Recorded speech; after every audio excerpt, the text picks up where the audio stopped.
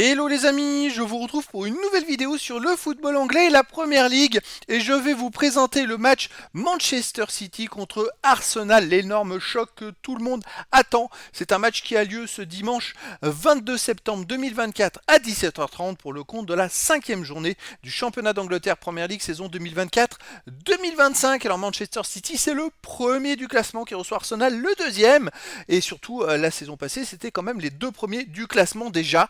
Et donc dans cette vidéo, on va revenir sur le classement de la Première Ligue avec les statistiques des deux équipes. On verra aussi le classement des meilleurs marqueurs et meilleurs passeurs toujours en Première Ligue. Puis on enchaînera par les 10 derniers résultats, toutes compétitions confondues, et les stats de Manchester City et Arsenal. Et on terminera par les compositions d'équipes et tactiques éventuelles, ce qui nous permettra d'avoir une idée, une tendance à cette rencontre. Alors pour ceux qui souhaitent voir ce match à la télé, sachez que vous pouvez le voir sur Canal+ et Canal+ Foot. Donc au classement, ce sont les deux premiers du classement. On a Manchester City qui est premier avec 12 points en 4 matchs. Ils ont fait 4 victoires en 4 matchs. 11 buts marqués, 3 buts encaissés, plus 8 de différence de but. Tandis qu'Arsenal est deuxième avec 10 points en 4 matchs, 3 victoires, un nul, aucune défaite. 6 buts marqués, mais seulement un but encaissé, plus 5 de différence de but. Ce sont les deux meilleures équipes qui s'affrontent. Et déjà les deux meilleures équipes de la saison passée. Les meilleurs marqueurs, alors là, par contre, il n'y a rien à dire, mais en tête des meilleurs marqueurs, je n'ai jamais vu ça. Il y a Erling Haaland qui, vous le voyez, après 4 journées, a marqué 9 buts. C'est assez hallucinant. Il y a des joueurs qui n'arrivent même pas à arriver à ce total-là en une saison. Lui, en 4 matchs, il a marqué 9 buts. C'est extraordinaire. De tous les démarches de championnat, j'en suis beaucoup. C'est assez inédit, hein, je vous le cache pas. Même Harry Kane l'année passée, qui en marquait beaucoup, il était passé un peu derrière, même si après il était genre à 20 buts pour 15 matchs. Mais c'est assez incroyable. Et donc, ce sera le joueur phare à surveiller hein, pour Manchester City. Sinon, pour Arsenal, on a Havertz qui a 2 buts en 4 matchs.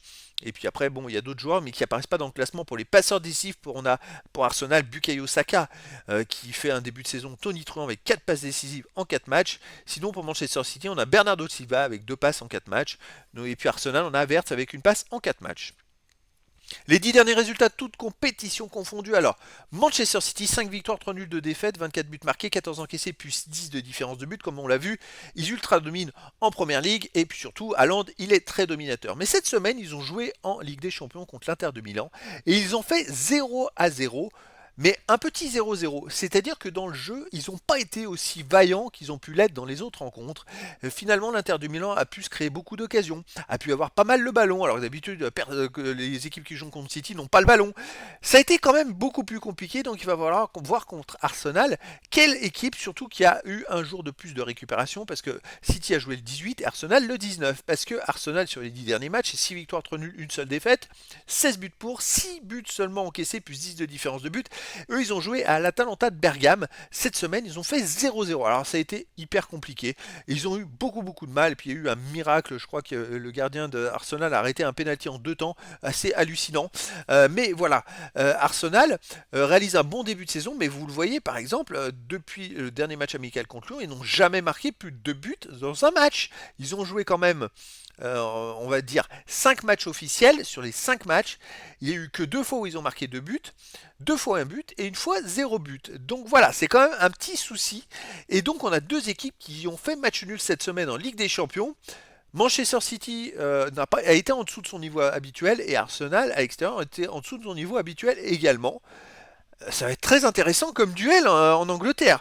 Maintenant, c'est se poser la question de laquelle pourra retrouver la forme du moment pour embêter l'autre. Au niveau des compositions d'équipe et tactique pour City, bon, ça serait du classique du 3-2-4-1 avec gardien Ederson, joueur de champ Akanji, Ruben Dias, Guardiola, Lewis, Rodri, Bernardo Silva, Foden, Gundogan, Grealish et Haaland. Alors c'est vrai que côté City, l'avantage c'est qu'ils ont un banc phénoménal et qu'ils peuvent doubler tous les postes. Et ça c'est un gros avantage parce que ça leur permet de pouvoir reposer certains joueurs à certains moments clés.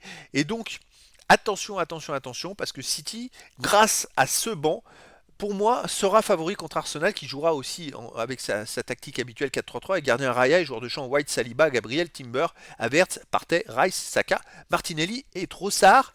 Et donc pour moi, Manchester City a l'avantage d'avoir un super banc, de pouvoir faire tourner et donc ça va permettre de créer une émulation positive et je verrai bien City battre Arsenal.